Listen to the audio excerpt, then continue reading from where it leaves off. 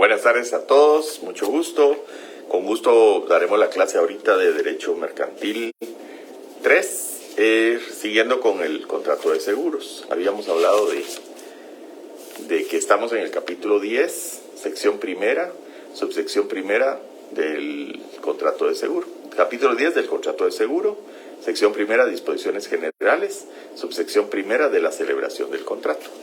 Y aquí nos da, gracias Lawrence por estar presente. Y aquí estamos en la clase.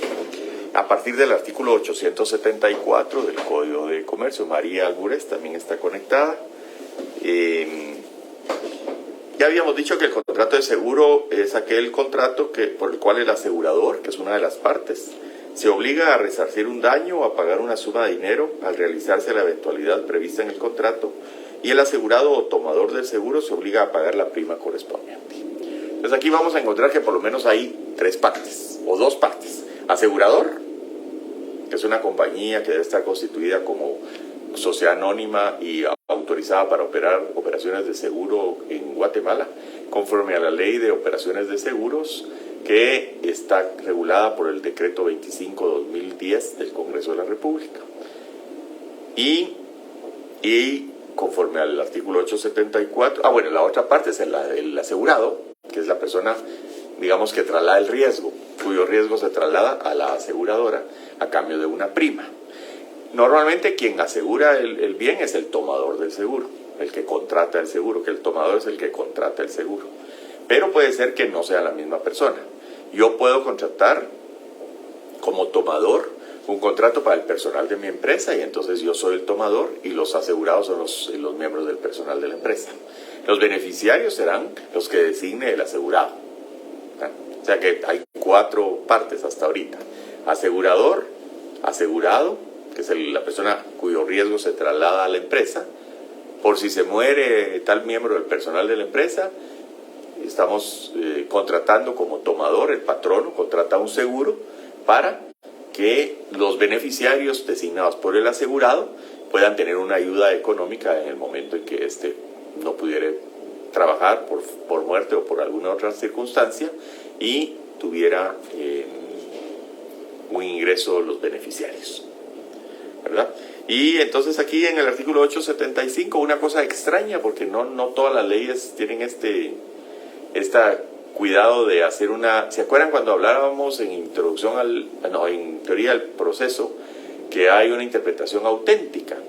La interpretación auténtica, si ustedes se recuerdan, cuando hablábamos de las normas de interpretación de la ley, la interpretación auténtica es la que hace el propio legislador. Y aquí el legislador, en el decreto 270 del Congreso de la República, nos da en el artículo 875 qué debe entenderse por asegurador, por ejemplo. Para los efectos de este código se considera, primero, asegurador a la sociedad mercantil autorizada legalmente para operar seguros que asume los riesgos especificados en el contrato de seguros.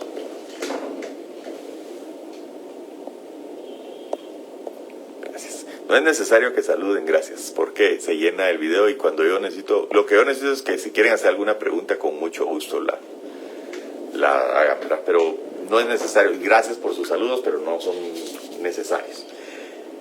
Solicitante, a la persona que contrata el seguro por cuenta propia o por la de un tercero determinado o determinable y que traslada los riesgos al asegurador. O sea, el solicitante del seguro no necesariamente es el asegurado, sino que es el tomador del seguro, el que lo contrata. Primero se llama solicitante y cuando le aceptan su solicitud ya se convierte en el tomador del seguro. Asegurado a la persona interesada en la traslación de los riesgos. O sea, a lo mejor yo contrato un seguro para mi esposa, yo soy el tomador del seguro y mi esposa es la asegurada. Probablemente mis hijos fueran los beneficiarios, ¿verdad? Entonces, pero el tomador primero se llama solicitante y se convierte en tomador cuando es el que contrata el seguro. Si yo quiero asegurar el carro de una persona que me debe dinero, porque es mi garantía, yo le digo, bueno, asegúrelo usted en el contrato. Pero si él no lo asegura, o no está previsto que él lo asegure, yo puedo decir, bueno, yo quiero asegurar ese carro que no es mío, pero es de mi deudor. Porque si algo le pasa a ese carro, mi garantía se va a ver perjudicada, mi garantía mobiliaria. Entonces yo soy el solicitante del seguro, Cuando me autorizan el seguro, cuando me aceptan mi solicitud, me convierto en el tomador del seguro, o sea, el que contrata el seguro, pero el dueño del vehículo es el asegurado, porque los riesgos que estamos trasladando son los riesgos de pérdida del vehículo de él. Obviamente puede ser que él me endose, o yo le pida o le exija, como parte de las condiciones del contrato de préstamo, que él asegure el carro, o que yo lo voy a asegurar y que él me endose el seguro, porque la indemnización la voy a cobrar yo. Porque si algo le pasa a ese carro, está garantizando mi deuda. Si sobra algo, ya se lo tendré yo que devolver. Entonces, el asegurado es la persona interesada en la traslación de los riesgos. Beneficiario es la persona que ha de percibir, en caso de siniestro, el producto del seguro. Ese es otro concepto. Una cosa es el riesgo, que es el riesgo que se traslada del asegurado al asegurador. El asegurador asume ese riesgo. Y el siniestro es cuando ocurre el riesgo. Cuando se produce el riesgo, la muerte, el daño, el incendio, el robo, el terremoto, ahí se volvió en un siniestro. Prima la retribución o precio del seguro, lo que tiene que pagar el asegurado o el tomador del seguro más bien a cambio como contraprestación por la asunción de riesgo que hace el asegurado. Supongamos que yo me voy de viaje y digo, bueno, contrato un seguro de viaje. ¿Cuántos días va a estar? 8 días. Hay hasta máquinas en los aeropuertos que venden ese seguro. ¿Cuánto cuesta? $30. Solo me están cubriendo los 8 días del viaje, por si me pasa algo, ¿verdad? Fallecimiento, enfermedad, lo que fuera. Seguro por ese viaje. Y la prima son los $30. No es un seguro de vida que estoy comprando y que va a durar hasta mi muerte, y el cual me comprometo a pagar una prima anual. Esta prima del contrato de seguro de viaje es por una sola vez. Riesgo: la eventualidad de todo caso fortuito que pueda provocar la pérdida prevista en la póliza. O sea, el riesgo tiene que estar previsto en el contrato, que se hace un contrato mediante póliza, ¿se recuerdan? Y es esa eventualidad de algo fortuito, por si se lo roban, por si hay terremoto, por si hay daños por incendio, explosión, caída de naves aéreas. Ese es el riesgo que está asumiendo la aseguradora. El riesgo de muerte, aunque es cierto que en algún momento nos vamos a morir, no sabemos cuándo. Entonces es lo que estamos asumiendo, ¿verdad? Cuando se muera, la compañía aseguradora asume el pago de una indemnización a favor de los beneficiarios. Siniestro: la ocurrencia del riesgo asegurado. Una misma persona puede reunir las calidades de solicitante, asegurado y beneficiario. Yo soy el solicitante del seguro de mi carro, yo soy el asegurado y soy el beneficiario. En el momento en que el carro se destruye totalmente, o hay que hacer alguna reparación, o se lo roban, yo soy al que le van a pagar la indemnización. Entonces yo puedo ser solicitante, asegurado y beneficiario. En el seguro de vida, a lo mejor yo soy el solicitante, yo soy el asegurado y mis hijos son los beneficiarios. En el seguro de colectivo, el solicitante es el patrono, los asegurados son los trabajadores de la empresa y los beneficiarios son los designados por el trabajador, por cada trabajador. Si no hay beneficiarios, vamos a ver designados, vamos a ver más adelante que son los herederos. Normalmente el solicitante del seguro colectivo no es el beneficiario. Los hechos ciertos o los físicamente imposibles no constituyen riesgo y no pueden ser objeto del contrato de seguro, salvo la muerte. Vamos a ver si hay alguna pregunta. ¿Qué artículo está leyendo? 874 y siguientes, 875.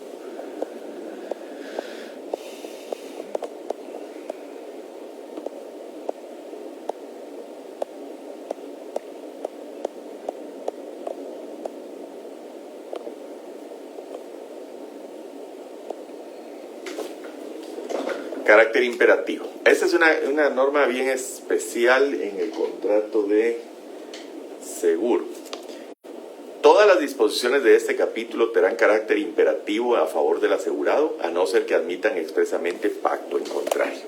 Y este artículo subrayenlo porque tiene relación con el caso que yo les voy a platicar ahorita. Y se refiere, dice, todas las disposiciones de este capítulo. Y ahí hago énfasis en que estamos hablando del contrato de seguro, que es todo el capítulo 10, que va desde el artículo 874 hasta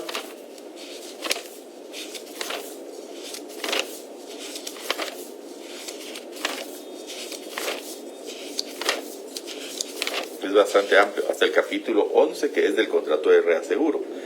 Entonces es hasta el 1019. Todos esos artículos del 874 al 1019 tienen carácter de imperativo.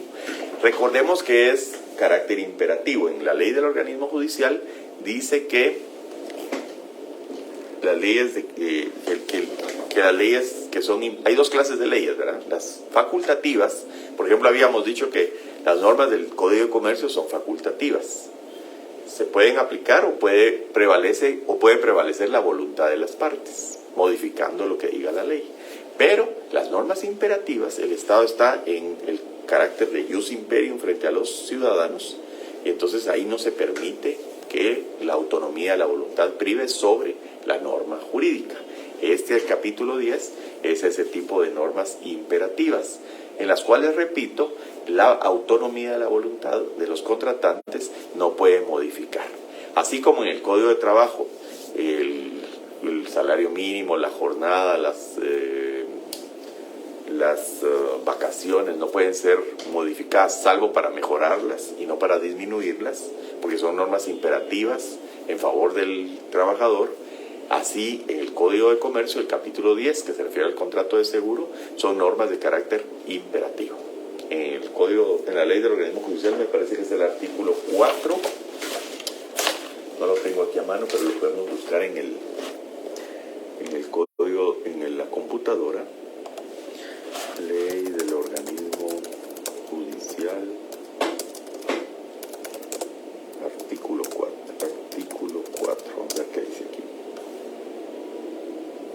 Aquí está, actos nulos, dice el artículo 4.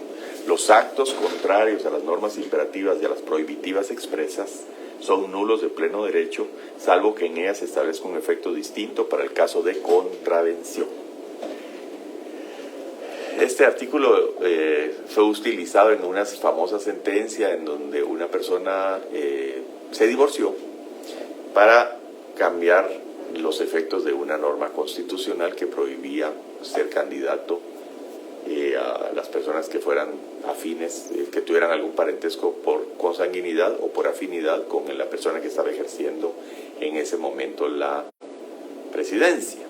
Y entonces le dijeron, usted se divorció, pero ese es un acto contrario a norma imperativa y a las prohibitiva expresa, porque la Constitución prohíbe expresamente que esta persona, entonces ese divorcio que usted realizó es nulo y no tiene ningún efecto porque va en contra de una norma prohibitiva expresa de la Constitución. Y aquí en este caso estamos hablando de normas imperativas. Este capítulo 10 está diciendo que son normas imperativas, ¿verdad? Son donde no puede privar la voluntad de las partes, sino que en las normas facultativas sí las partes son libres de modificar los efectos de las normas, ¿verdad? O de no aplicar la norma, dejando que la norma, digamos, dejando de lado la norma y estableciendo sus propios pactos. ¿Se recuerdan que aquello en el interés, salvo pacto en contrario, el interés será tanto, ¿verdad? Pero si las partes pactan, el interés será el 20%, ese es lo que respeta la autonomía de la voluntad de las partes en los contratos, salvo que contravenga una norma prohibitiva. Por ejemplo, si hubiera un límite para las tasas de interés, o se diga que no se puede capitalizar intereses si exceden la tasa el tipo de interés legal.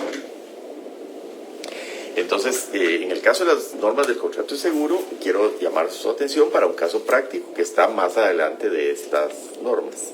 Y estamos hablando del seguro de vida. Como les dije el otro día, hay dos clases de seguros de vida y de personas. De daños y de personas. El seguro de daños es indemnizatorio, que trata de resarcir un daño sufrido. En cambio, el seguro de personas, pues,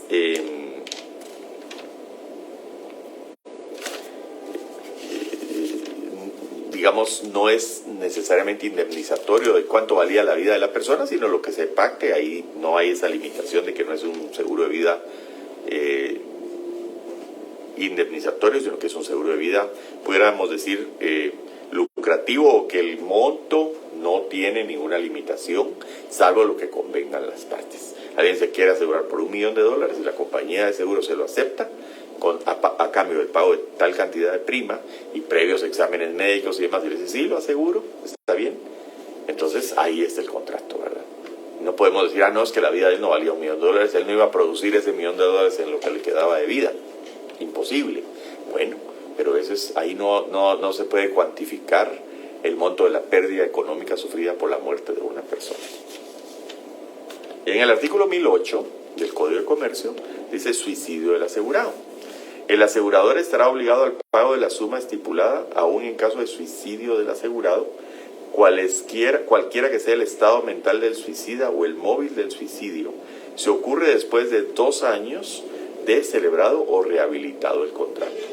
Si ocurriere antes, el asegurador únicamente está obligado a la devolución de las primas percibidas. Esto se los traigo a cuento porque estamos hablando de la imperatividad de las normas del capítulo 10 del contrato de seguro del Código de Comercio.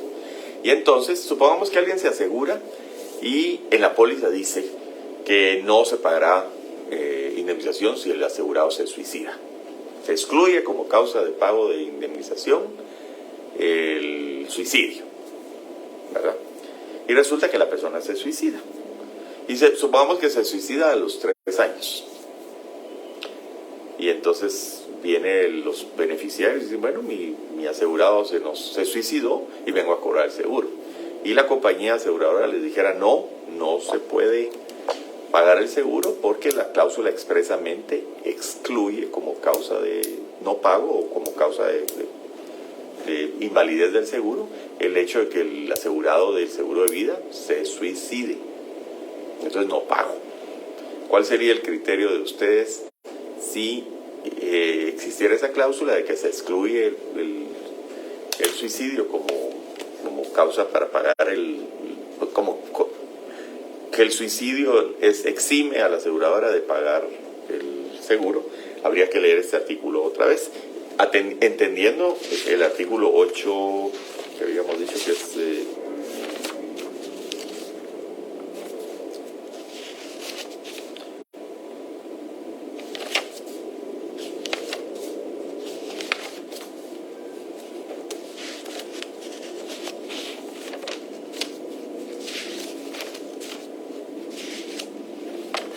el artículo 876, carácter imperativo. Todas las disposiciones de este capítulo, del capítulo 10, tendrán carácter imperativo a favor del asegurado, a no ser que admitan expresamente pacto en contrario. Entonces, vamos a ver qué dice el artículo 1008, creo que era, ¿verdad? Estando en el caso, no es el 8, es el 1008, suicidio del asegurado. El asegurador, dice, estará obligado al pago de la suma estipulada, aún en caso de suicidio del asegurado, cualquiera que sea el estado mental del suicida o el móvil del suicidio, si ocurre después de 2 años de celebrado o rehabilitado el contrato. Si ocurriere antes, el asegurador únicamente está obligado a la devolución de las primas percibidas. Aquí no dice salvo pacto en contrario ni nada, sino que dice hay que pagar si el suicidio, o si en un seguro de vida, hay que pagar, aun en caso de suicidio, si el suicidio ocurre después de 2 años de contratado o rehabilitado el seguro. La rehabilitación es aquello que a lo mejor lo dejé de pagar, pero después me pongo al día y me lo reponen el seguro, lo rehabilitan, y entonces a partir de ese momento comienzan a contarse esos 2 años que habla del artículo 1008. Supongamos que el señor toma el seguro y se suicida a los 3 años. Y la póliza excluye el pago de seguro de vida, de indemnización de seguro de vida en caso de suicidio. ¿Cuál sería, si ustedes fueran los jueces, la solución a este caso? ¿Tiene que pagar la aseguradora o no si la póliza excluye el riesgo de suicidio? A ver qué opiniones tiene la clase.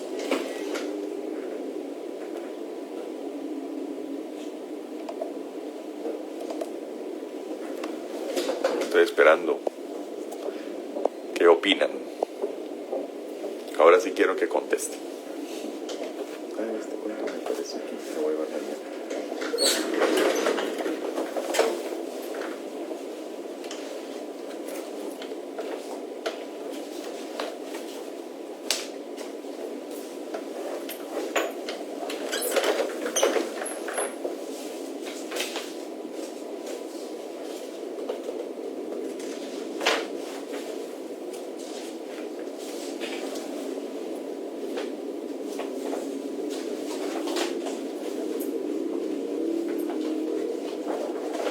¿Ya hay alguna respuesta de la clase? No, ¿verdad? ¿Estaremos dormidos o estaremos viendo clase?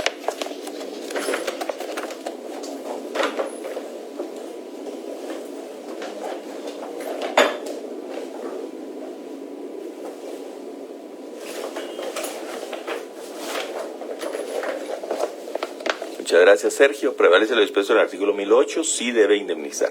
Yo considero que la cláusula viola los derechos del asegurado, según el artículo 1008. La aseguradora, me dice María Mercedes, la aseguradora, fíjese que es María Mercedes, no sé por qué no logro leer su comentario, vamos a ver. No sé. Vamos a ver si aquí logro leer, pero dice la aseguradora debe pagar probablemente.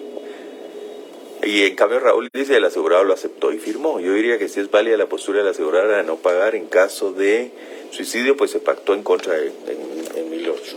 Entonces ahí tenemos como dos posiciones diferentes, ¿verdad? Algunos compañeros dicen que la aseguradora debe pagar y otros dicen que si hay pacto de que no se pague, entonces no hay que pagar por el suicidio, ¿verdad? Entonces, vamos a ver qué otro. Yo diría que sí, Marcos dice que sí. Raúl dice que sí, en cambio María Mercedes y Lawrence dicen que no, y Sergio dice que no. Yo pensaría que no, porque es una cláusula condicionante determinativa, dice Stalet. Entonces no tiene que pagar. La aseguradora no tendría que pagar porque está en la cláusula, Raúl. Bueno, hay dos posiciones encontradas. Regresemos a qué es el espíritu de las normas imperativas. El espíritu de las normas imperativas es precisamente que la autonomía de la voluntad no priva. Entonces, aunque en el contrato, es cierto, se puso la cláusula, sí, ahí dice, fíjese que no, yo puse que sí debe, no sé por qué en el caso de María Mercedes no se lee la respuesta. Por alguna razón no se logra ver completa la respuesta. Pero sí entiendo que dice que sí debe pagar por el carácter imperativo. Efectivamente, todo el capítulo es imperativo. El artículo 1008 dice que hay que pagar aún en caso de suicidio si el suicidio ocurre después de 2 años, ¿verdad? Ahora, supongamos que la cláusula dijera si el suicidio ocurre después de 5 años se paga, y si ocurre antes de 5 años no se paga. ¿Qué opinarían ustedes?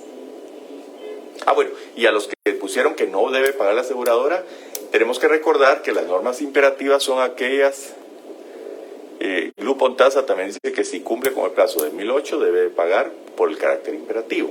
Porque las normas imperativas son aquellas en donde, como les decía hace un rato, prevalece el ius imperium del Estado. Ahí el Estado no nos dice, mire, si usted quiere la aplica, o si no, es una norma facultativa en donde las partes pueden pactar en contrario. Si el artículo dijera salvo pacto en contrario, sería una norma facultativa. Pero como esta no permite, no indica que pueda haber pacto en contrario, es una norma imperativa, porque el 1008 responde al 875, 876 me parece, en donde dice que todas las normas del capítulo 10 son imperativas, ¿verdad? Entonces, sí, la respuesta es que el 876, todo el capítulo 10 es imperativo. No podemos sustraernos al cumplimiento de esa norma.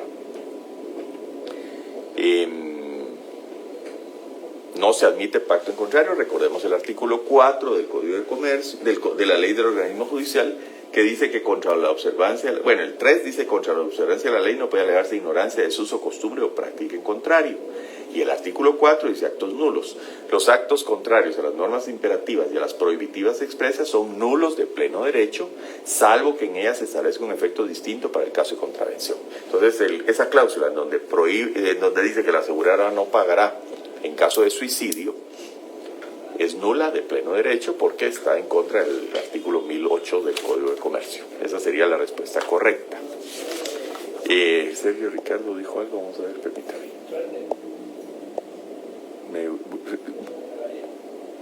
Solo dice que está viendo el video. Ok, perfecto. Gracias a los que respondieron, sea sí o sea no, a mí me interesa porque estoy viendo que estoy tratando de evaluar primero la asistencia de los compañeros a la clase y segundo el criterio, ¿verdad? Obviamente nadie nace sabiendo todo, lo único es aplicarlo correctamente la doctrina, ¿verdad? Y la doctrina nos dice que las normas imperativas no admiten autonomía de la voluntad, no admiten pacto del contrario. Licenciado, si en el contrato se establece que en caso de suicidio pagará un porcentaje menor, ¿tampoco sería legal? Buena pregunta. Al pago de la suma estipulada, aún en caso de suicidio del asegurado.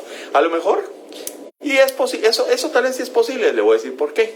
Porque habla de muerte, a veces hay muerte accidental, que es el doble, y muerte natural se paga la indemnización normal, ¿verdad? Hay algunas pólizas que dicen por muerte natural se pagan 100,000 quetzales y por muerte accidental 200,000 quetzales, por ejemplo. Entonces ahí pudiera decirse, bueno, este es un caso de muerte natural, no un caso de muerte accidental. Si dijera, es buena pregunta, la verdad es que no conozco un caso en ese sentido, pero como dice la suma estipulada, a lo mejor se dice, bueno, en caso de suicidio le pago 100 o 25, porque también no sería como conveniente incentivar el suicidio. Pudieras inclusive caer en un caso de inducción o ayuda al suicidio. Si yo le estoy diciendo, si usted se suicida, le pago doble indemnización o le pago una indemnización normal.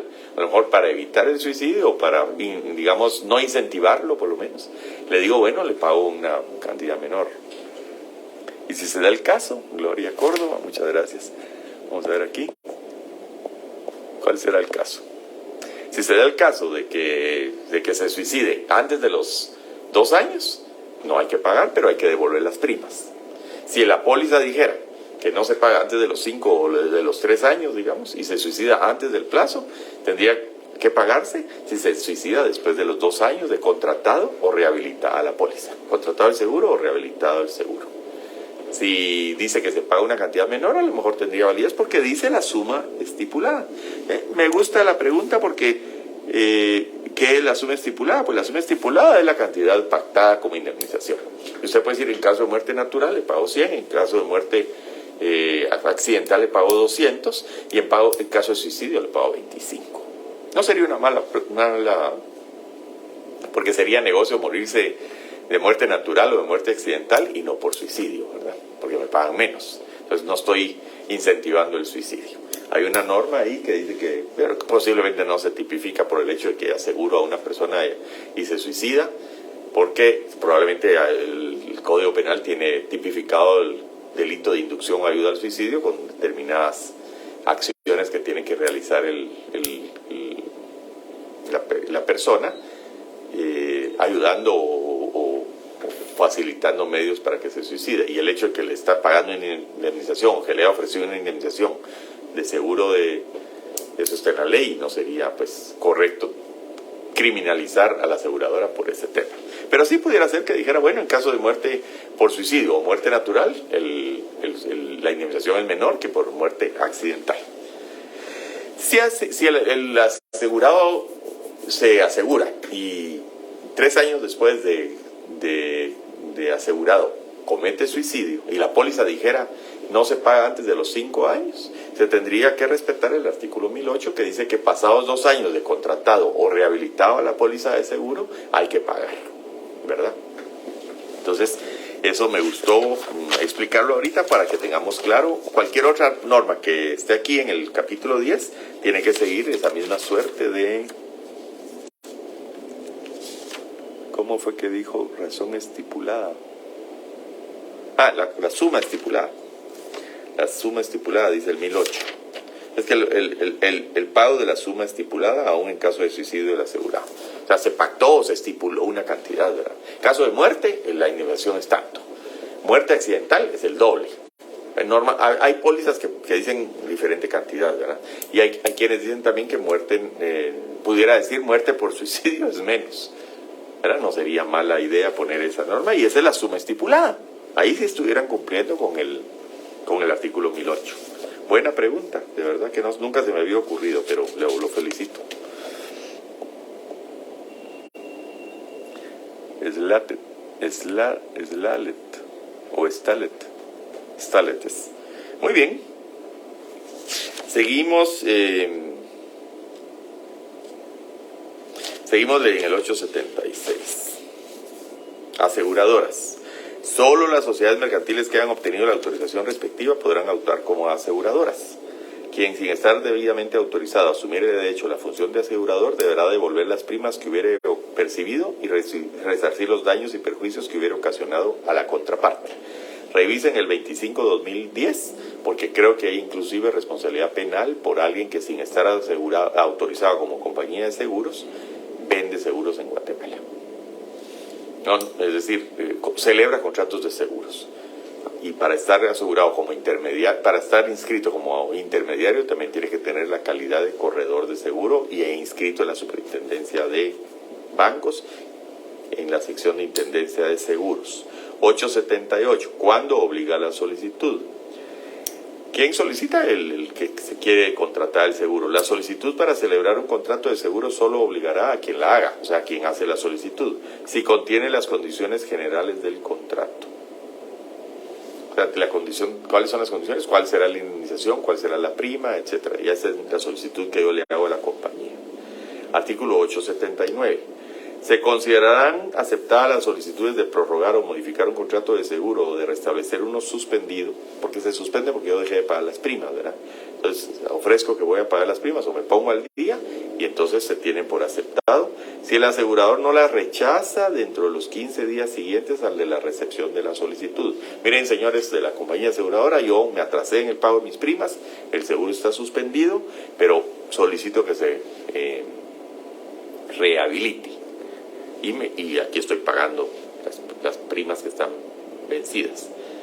Eso lo recibe el asegurador y si no rechaza la solicitud dentro de los 15 días siguientes al de la recepción de esa solicitud, se tiene por prorrogado.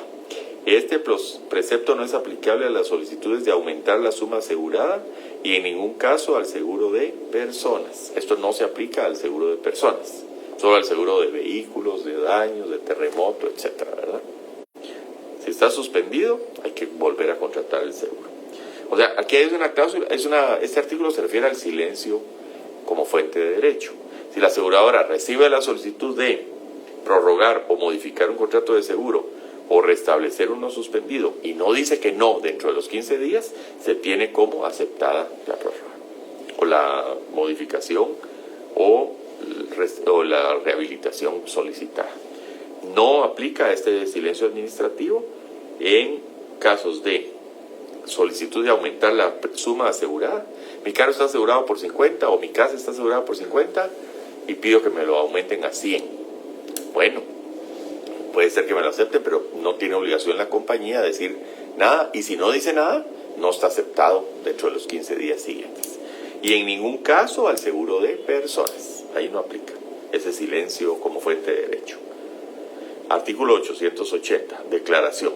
El solicitante está obligado a declarar por escrito al asegurador, de acuerdo con el cuestionario respectivo, todos los hechos que tengan importancia para la apreciación del riesgo, en cuanto puedan influir en la celebración del contrato, tales como los conozca o deba conocer en el momento de formular la solicitud. Otra vez, aquí estamos ante el caso de que la buena fe guardada y verdad sabida.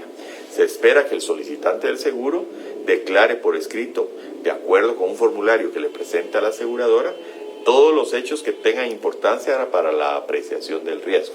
En el seguro de personas, por ejemplo, le preguntan cuántos años tiene, está casado, ha sufrido determinadas enfermedades, es fumador, es bebedor, ha sufrido operaciones, tiene presión alta, sufre de algún problema cardíaco, tiene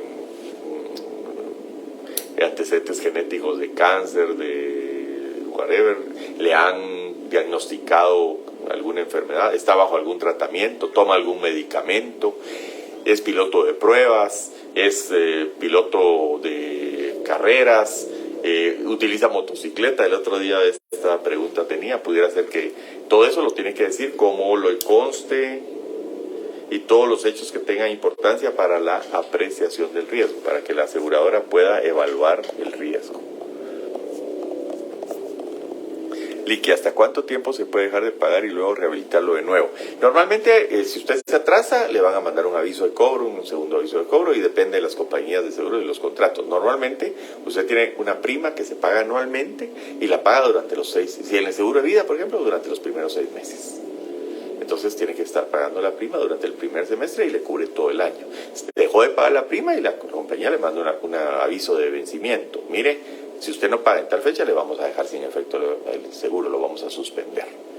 Y pasa la fecha, le suspenden el seguro, le suspenden el seguro, ya no está asegurado. Entonces después puedo pedir la rehabilitación y ponerme al día.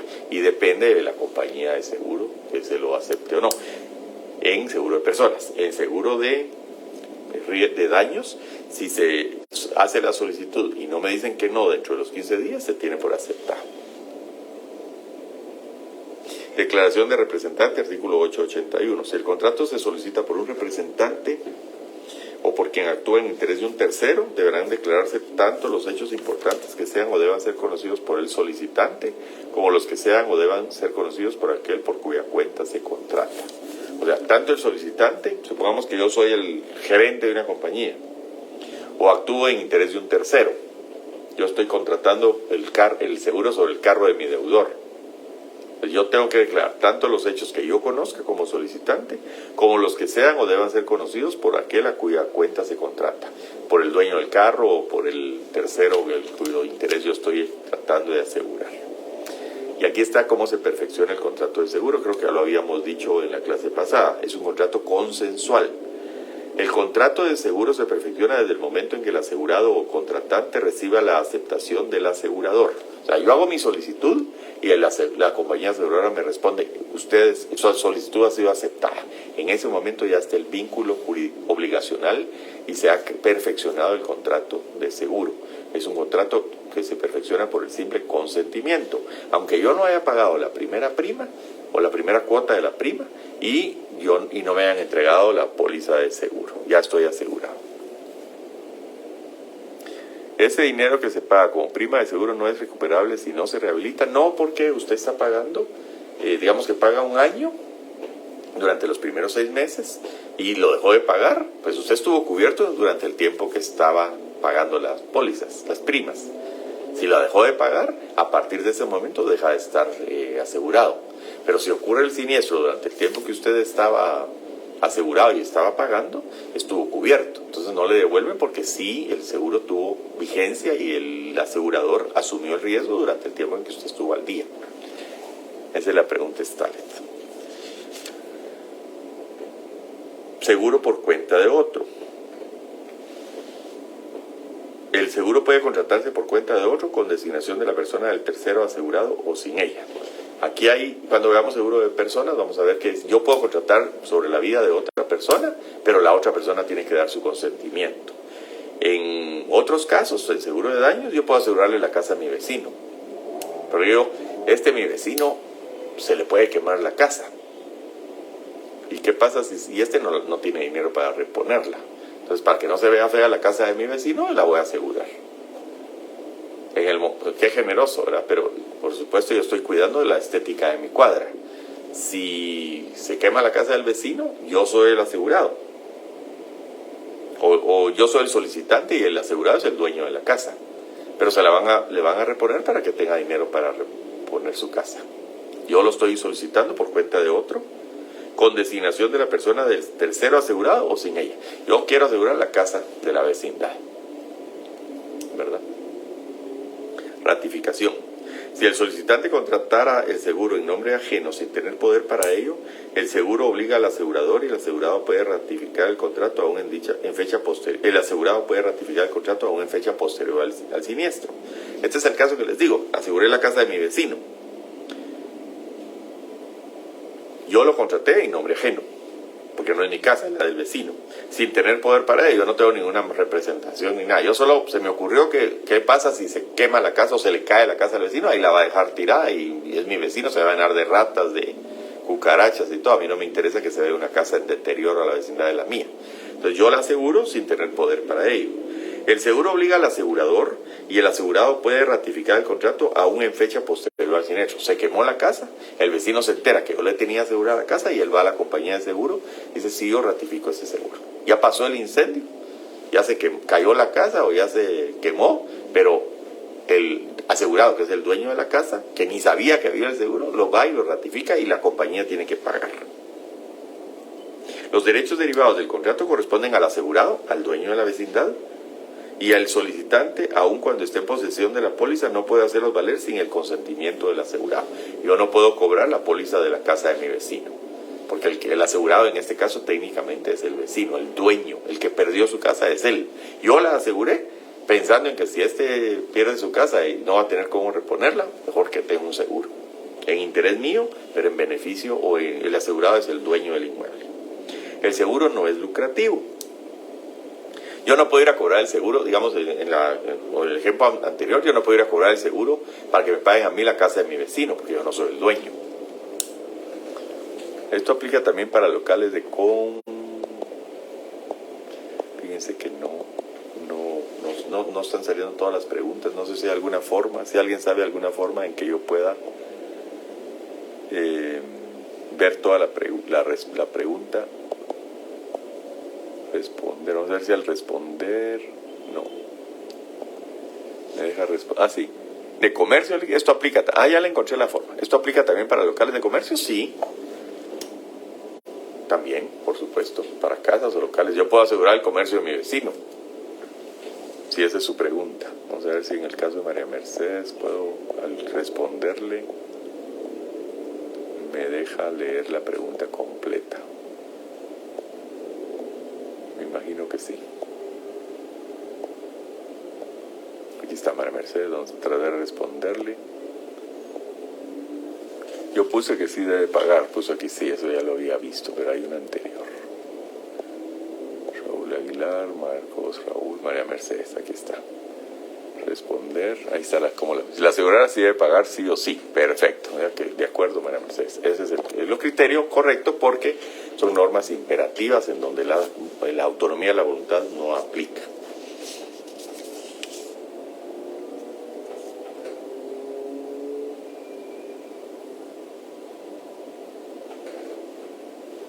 Ratificación.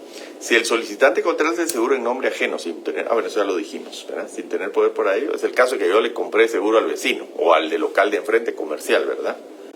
Sin tener poder para ello. Así que por puro o buena gente o interés mío o porque me va a convenir, o yo le aseguro el carro al que me debe o le aseguro la casa al que me debe para que porque yo la tengo con hipoteca. Entonces él ni sabe que yo le aseguré su casa o que le aseguré su carro, ¿verdad? Y ahora, no puedo asegurarle la vida sin su consentimiento. Eso cambia en el seguro personal, lo vamos a ver en su momento. Y tampoco puedo yo cobrarle la indemnización del seguro de la casa de mi vecino, porque a lo mejor yo le aseguro la casa y le pego fuego. Entonces, si se quema la casa, el que puede cobrar el seguro es el vecino, ¿verdad? Porque aquí dice, los derechos derivados del contrato en el artículo 884, los derechos derivados del contrato corresponden al asegurado y el solicitante, aun cuando esté en posesión de la póliza, no puede hacerlos valer sin el consentimiento del asegurado. Técnicamente el asegurado es el que tiene el riesgo, el que puede perder y el dueño del bien, o el dueño de la vida. El seguro no es lucrativo. Respecto al asegurado, los seguros de daño son contratos de simple indemnización y en ningún caso pueden constituir para él fuente de enriquecimiento. Mi casa vale 100,000 quetzales, yo no la puedo asegurar en 1,000,000 y pretender que me paguen el mío. Si mi casa vale 100,000 quetzales, lo más que me van a pagar es el valor de mi casa de reposición. O mi carro. Yo no puedo asegurar un carro de 50,000 quetzales en 200,000. Qué buen negocio, ¿verdad? Lo voy, lo choco, lo tiro o me lo roban. Y digo, mire, páguenme 200,000 quetzales y como chupando limón para que no se me vea la cara de felicidad. Me van a dar los 50,000 menos el deducible o los 50,000 menos la despreciación de los años que han transcurrido, lo que valía el carro, o me dicen, mire, un carro igual al suyo vale 35,000 quetzales, menos 5,000 deducible, 30,000 es lo que corresponde pagarle de indemnización. Usted no se puede enriquecer. Sí, es cierto, Sergio, uno puede asegurar bienes ajenos sin previa autorización. Sí, yo puedo asegurar bienes ajenos, aquí está, por cuenta de otro. El seguro puede contratarse por cuenta de otro con designación de la persona del tercero asegurado o sin ella. Sí, Sergio, conforme al artículo 883. Y en el 884 dice, si el solicitante contrata el seguro en nombre ajeno sin tener poder para ello, yo le aseguré la casa al vecino, el carro a mi deudor o a mi amigo, Digo, este no tiene seguro, y si se queda sin casa, se va a quedar en la calle. Yo le voy a asegurar el carro o la casa. Y entonces viene y se la roban, o se quema, o se cae con un terremoto, se incendia. Hay seguro, entonces le digo, mira, tienes seguro. Pero el que tiene que cobrar el seguro es el dueño del bien, el asegurado. Yo soy el contratante, el tomador del seguro. Si el solicitante contrata el seguro en nombre ajeno sin tener poder para ello, el seguro obliga al asegurador, la compañía asegurera tiene que pagar, y el asegurado puede ratificar el contrato aún en fecha posterior al siniestro. Le digo a mi amigo, mira, yo te había asegurado tu casa, anda a ratificar el contrato de seguro de tu casa y ahí te van a pagar. Los derechos derivados del contrato corresponden al asegurado, al vecino, a mi amigo, al dueño del carro, no a mí. Y el solicitante, aun cuando esté en posesión de la póliza, aquí tengo la póliza, yo no la puedo hacer valer. ¿Por qué? Porque yo no soy el dueño. No puede hacerlos valer sin el consentimiento del asegurado. O sea, lo que el asegurado me dijera, cobra vos el seguro. Por ejemplo, en el caso de que yo le asegure el carro a mi deudor, y en el contrato dice que si él no lo asegura, yo lo puedo asegurar para cobrarme el préstamo que yo le di, con garantía mobiliaria del carro, o con garantía hipotecaria de la casa. El seguro no es lucrativo. Respecto al asegurado, ya lo dijimos, los seguros de daños son contratos de simple indemnización y no en ningún caso pueden constituir para él fuentes de enriquecimiento.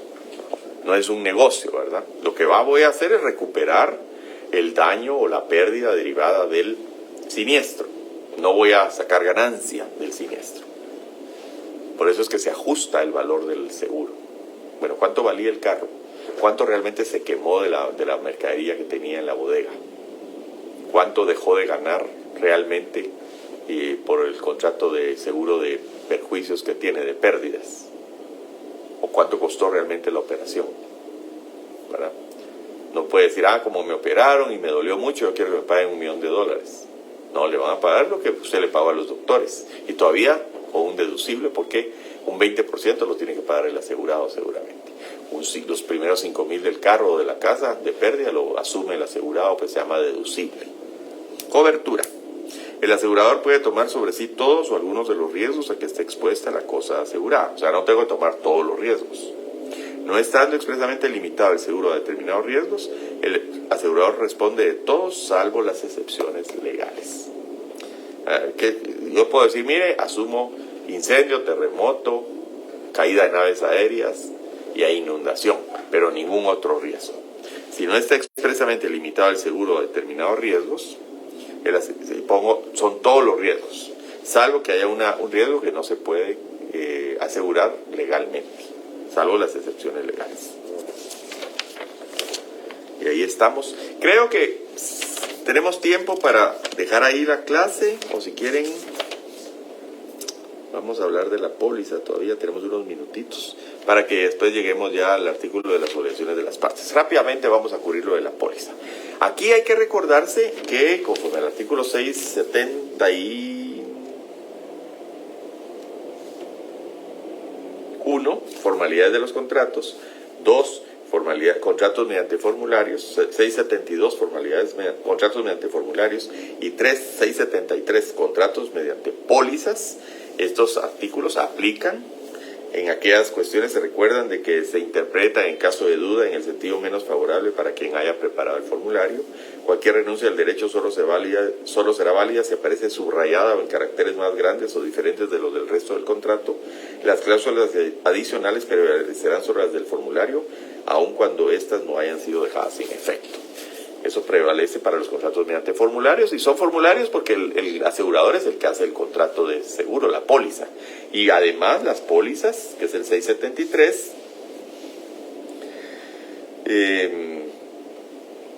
cuando yo recibo la póliza, tengo 15 días para decirle, mire, no estoy de acuerdo con determinada condición. Si no objeto como me emitieron la póliza, se tiene por aceptada.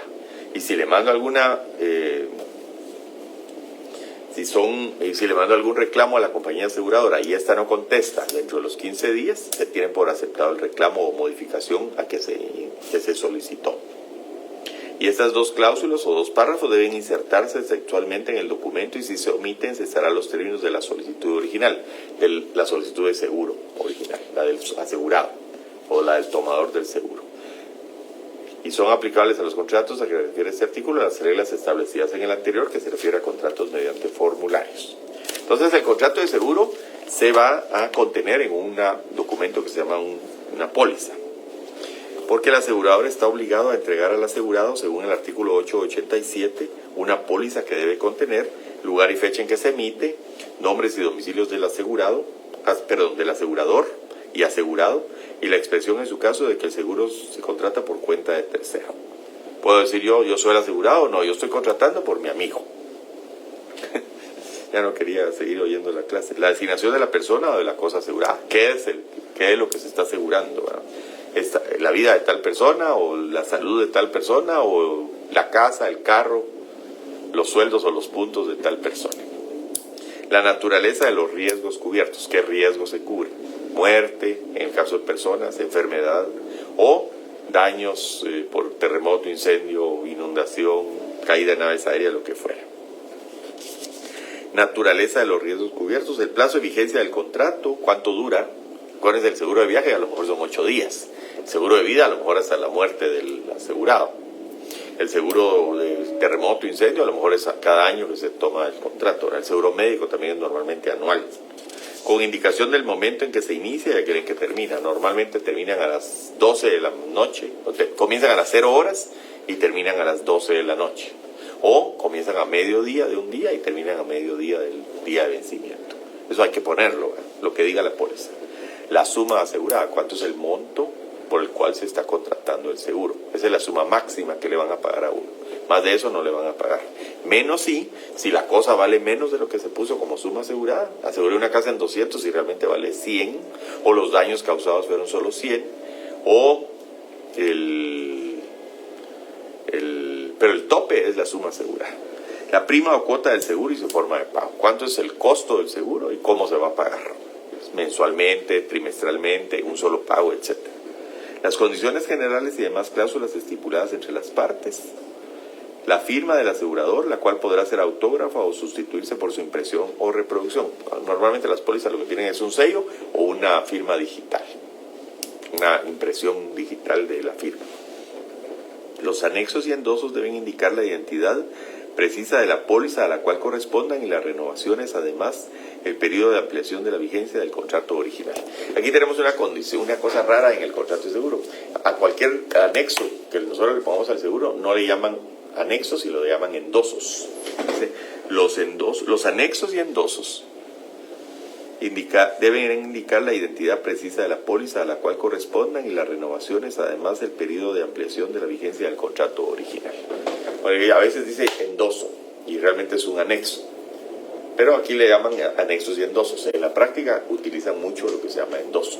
Por ejemplo, yo le digo a mi deudor del carro, tengo garantía mobiliaria sobre el carro de un tercero. Y le digo, mire, yo le doy el préstamo, pero usted tiene que contratar el seguro y me lo tiene que endosar a mí.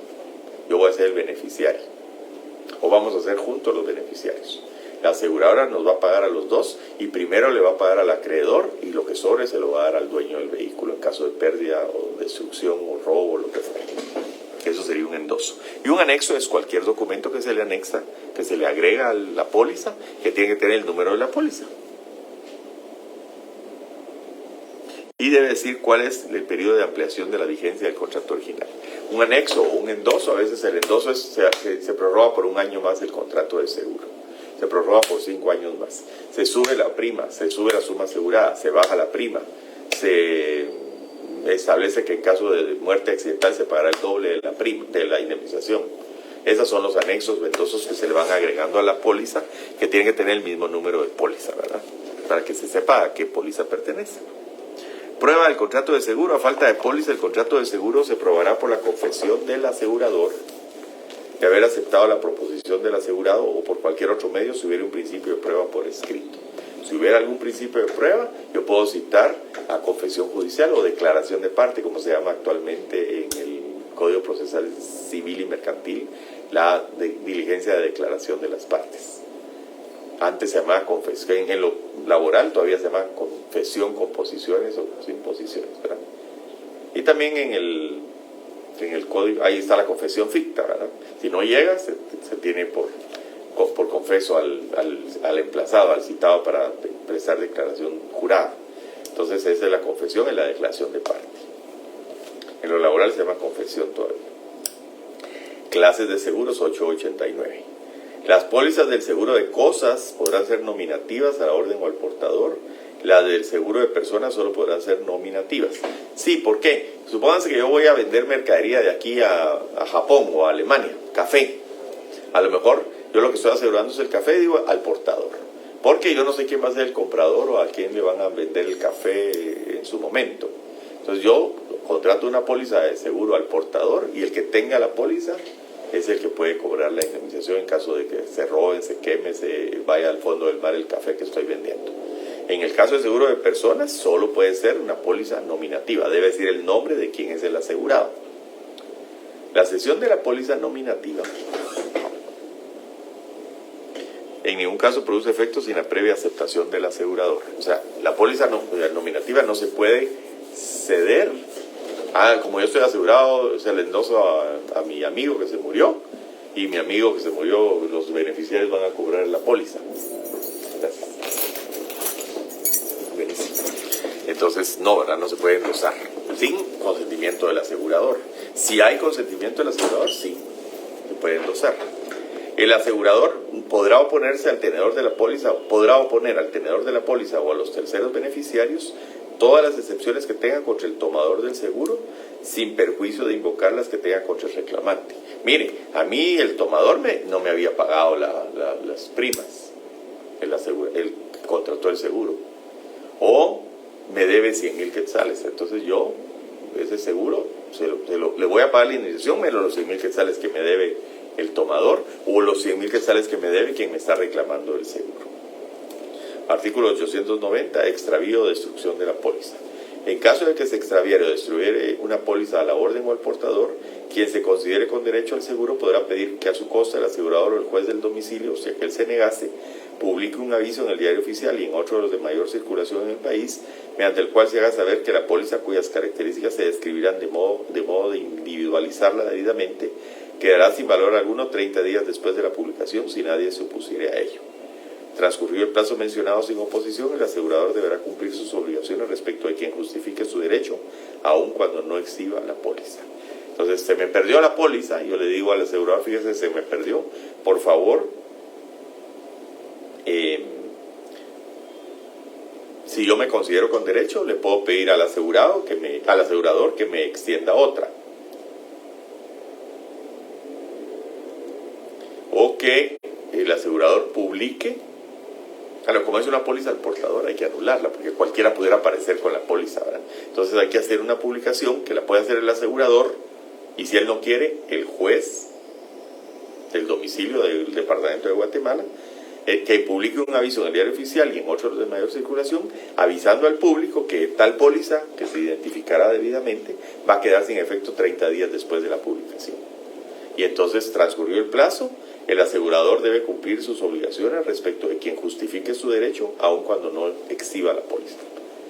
Yo soy el asegurado, yo tengo mi solicitud, yo tengo ese correo electrónico en donde yo era el asegurado, o soy el dueño de la mercadería que está cubierta con esa póliza, soy el dueño de aquel café que tenía una póliza al portador, y yo concurrí al asegurador a pedirle que publicara un aviso de que se me había perdido la póliza y que iba a quedar sin efecto esa póliza al portador. Como no quiso el asegurador, fui con el juez y el juez publicó ese aviso. Ya pasaron los 30 días, yo soy dueño del café y yo cobro la póliza, yo cobro el seguro. Reposición. Si la póliza extraviada o destruida fuera nominativa, eso es más fácil, ¿verdad? Porque ahí está el nombre del titular, y eso lo tiene el registro del asegurado, la aseguradora. El asegurador, a solicitud y costa del asegurado, expedirá un duplicado que tendrá el mismo valor probatorio que el original. Y ahí lo vamos a dejar, porque ya son casi las 7, faltan 4 minutos. Cualquier pregunta, a las órdenes, y mucho gusto de haber dado esta clase. Espero les haya servido y hayan resuelto sus dudas. Hoy aprendimos varias cosas respecto a las obligaciones, a las normas imperativas y el efecto en el suicidio, el efecto del suicidio del asegurado y las obligaciones del asegurador. Obviamente, si se suicida antes de los 2 años, ahí la única obligación que tiene la compañía aseguradora es devolver las primas. ¿A quién se las va a devolver? A los beneficiarios.